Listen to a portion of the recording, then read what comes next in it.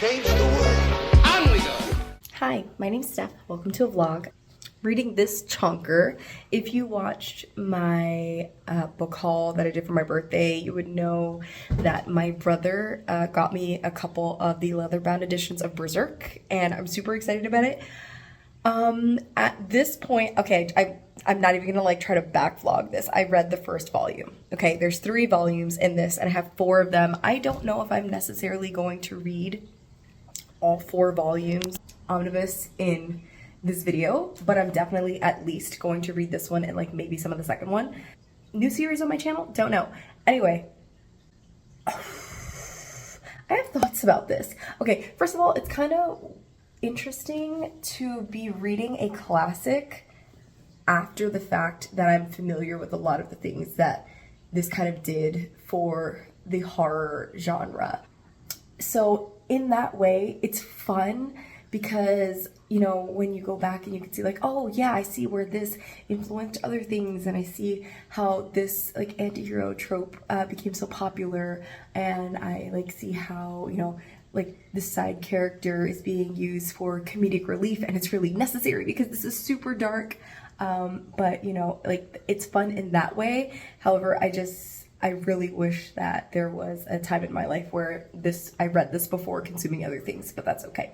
All right, so far what's happening is Guts, who is the main character, and he is this anti-hero who keeps ending up in these situations where like it's being assumed by the people around him that he's doing things to save people, and he like really doesn't care. He really doesn't care about anybody. He is after his revenge, or maybe not even revenge at this point, I don't even know, but he's like on his survival mode, and he cannot rest because there's this brand that he has that is pulling demons to follow him, but it also, when it starts bleeding, it gives him a warning that the demons are near. So he's just killing demons because if he doesn't, they're gonna kill him. And there's this little fairy that he inadvertently saves in the first volume and is following her around. Anyway, it's really violent. Very violent. I feel like I haven't read something this violent since I read The Crying Freeman years ago, and I wouldn't recommend that to anybody. But this, I might recommend to people. A side thought that I'm still working through, the naked fairy is kind of sus. I think it's supposed to be androgynous, but it's reading a small child, and I don't like it. But that's my thought about that. Like, why naked? Why? So that's really like my only gripe with this so far, but we'll see. Other than that, the action is great. Monsters are great. Violence is great. This is an adult manga. So if you are younger than the age of 18, please skip this video. Bye. Okay, update, because I am halfway through the omnibus, and this is the middle of volume 2 of Berserk. Okay, I love Puck so much. I adore Puck, and if something happens to Puck, I'm going to scream. I still think I have the same reservations about their character design as mentioned previously, but whatever. This character is so important to the story because everything is so grim, dark, pain. If there's any character that you think that you're going to enjoy, be ready for pain. Nobody is safe here, and really Puck serves as this character that is processing what everybody's feeling, mostly because it's explained that elves or fairies or whatever Puck is are able to process other people's feelings. Like, they read the energy in the room, and they kind of just keep verbalizing whenever somebody's sad or somebody's scared or somebody's fearful. Because of all the trauma that's going on, nobody has time to really process any feelings. And Guts is in a position where, you know, he's jaded, and he's just like, he's closing himself off from the world, clearly because of some stuff that he's been through, but I don't know yet. We're not at that point yet where we're learning too much about what's happened to him in the past. But he's doing whatever it takes to make sure that he doesn't open himself up again, because he's just gonna end up hurt. especially with these demons following him. So Puck is kind of letting us in on what Guts is feeling sometimes, and it's really sad, really painful, and I love them. There's also this like weird monster thing that he keeps seeing around places, and I don't necessarily know that I understand what it is. Like, I thought at first it was related to the monster from the very first scene of book 1, but it didn't. Also, that very first scene gave me Dark Tower vibes.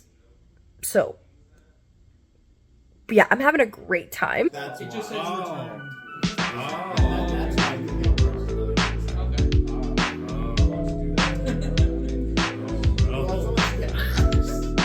First of all, can I kill Steph? That's the most important question. Always a good question. Always a good question. Great question. That was a great question. Hi, this is an update for Berserk. I'm actually at Barnes & Noble's in the parking lot, about to go buy volumes 5 and 6 of the special edition Berserk, because Barnes & Noble's is having their buy one, get one half off sale right now, and I have gift cards. So essentially, it's kind of going to be like I'm getting buy one, get one free. Which means, of course, I have to get the special editions. I cannot continue my collection. Dang you, Barnes & Nobles, for continuing to take all my money. Anyway, where am I at right now? So I'm currently in volume 4, which I'll pop up here on the screen because I am not carrying around my leather bound with me. Here's my thoughts. I'm vibing. It's really good. I feel for Guts so much. This poor boy. I'm officially at the start of the golden arc, which I guess at this point is like, if you know, you know. But essentially, for those of you who don't know, Guts was found by a band of soldiers. Are they bandits? Soldiers for hire, I guess? I don't really know. And he was found in a field where his tiny little baby body came out of a woman who had passed away. And he was immediately picked up by one of the few women in this caravan who took him in as his own. And it's just like, bad things don't stop happening to him. So this boy grows up surrounded by violence, trained to be a killer. His adopted mother passes away young, and the only people he has to look up to are her husband or the man that she's with, and all of these soldiers. But none of them truly respect him. They kind of see him as a toy, and horrible things happen to this young man that I do not want to say on camera, but I'm just going to say that it's a combination of 2 of my very specific triggers: harm to children and that thing there, which in retrospect doesn't make sense why in the very first scene of volume 1 he is having sexual relations with a woman who ends up being a monster, because it's like right after that we see the Guts that we know now, which is very much like he has trauma, he doesn't want to be touched, he doesn't like connection. He feels that he can't be close to anybody because everyone's going to die. And literally, we have seen that everyone who gets close to him dies brutally. So like the moment he starts to care for somebody, everything just goes horribly wrong. So it's better for him to distance himself. But physical connection is definitely not something that he's interested in because of his trauma. So like that first scene didn't make sense. But then I was talking to my brother about it, and my brother kind of explained that the author did admit at one point that in the beginning of the series he didn't know where he was going to go with this. So that is definitely a loophole, but it is corrected later on, because by the end of volume 1 into volume 2 we start to see the Guts that we know, and his personality is aligning with the trauma that he is experiencing in volume 4. I have been introduced to the 5 people. What's their names? I don't remember their names, but when I continue reading tonight, I'll probably update you and let you know. But the one, especially Griffith is his name, who I'm now seeing in the past has a connection with Guts, and I don't know if this person is ultimately going to be like a lifelong rival or is going to become a mentor or what the case is. They just had a fight. Guts got his ass kicked. It was a whole thing. But Griffith is very much giving me like a more violent version of Kurama from Yu Yu Hakusho. Again, if you know, you know, baby boy. I'm going to go ahead and get myself the next 2 volumes because I know I'm going to continue this series. Hey, so I'm getting ready to film another video and I wanted to give you a Berserk vlog volume 5 update. Okay.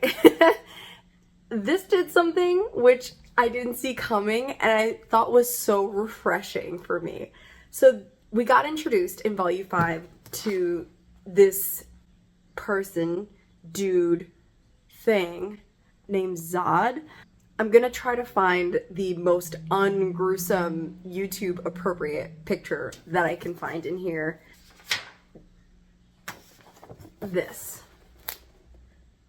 is Zod.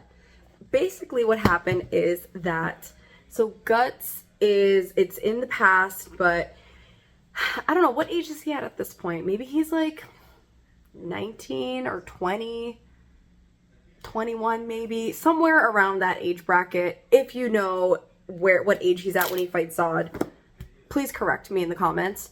He basically is a top-ranking member of this Marine group, the Marine group that saved him, where he met Griffith. Griffith has these grandiose ideas of ruling an entire kingdom. He wants the world to be his, and people follow him, people love him. We don't yet know exactly why they love him, other than that, like, because he's conquering things and he's working for kingdoms as hired mercenaries, which eventually the kingdoms come to just hire him so much and depend on him that they promote him to a knight, whatever, that he provides for the mercenaries to give them a life. Guts is following him into this place where there's this rumor of this warrior who's lived like over 100 years, and the warrior has killed thousands and thousands of people. No one can beat them. When they go into this place, Griffith has around his neck the behelit, which is this egg thingy. Let me see if I can find a picture of that too. This thing, right? This thing, little egg thing with eyeballs and face parts on it that are currently closed. He's got it around his neck, and they go to fight Zod. Big battle. First time that we actually see Guts fighting a monster. I think this is his first actual encounter with a demon. He goes like, what is this thing? Up until this point, he was the one that everyone was scared of.